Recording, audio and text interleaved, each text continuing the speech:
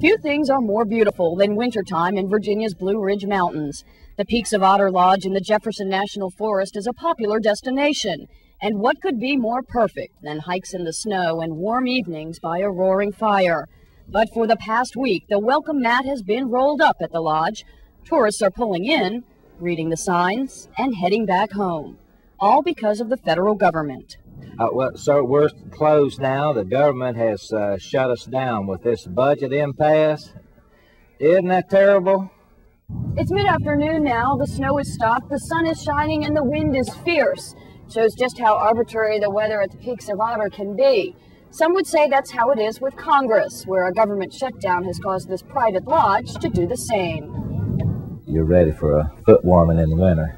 For Don Humphreys, the general manager at the Peaks of Otter Lodge, Washington's budget crisis couldn't have come at a worse time. It's ruining his budget. You see, holiday weekends are the most important of the winter season.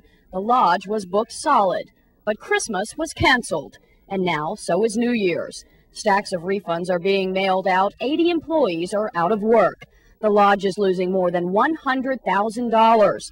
That's a lot of money for an operation of this size. I can't understand why we're involved in it at all, because we receive no federal funding and are a private enterprise. They're involved because the lodge, which sits in the shadow of Sharp Top Mountain, is also sitting on government property. Visitors to the popular resort are frustrated the government's closed it down. Fran and Larry Moore made the long trip from Houston, Texas to the Blue Ridge for the holidays. 6 months ago, they were married on top of Sharp Top Mountain. It would have been nice to have had dinner or lunch and just kind of reminisced a little bit, because we did stay here on our honeymoon. Today they'll have to settle for a few photos and a short walk around the lake. While inside, Don Humphreys takes the calls.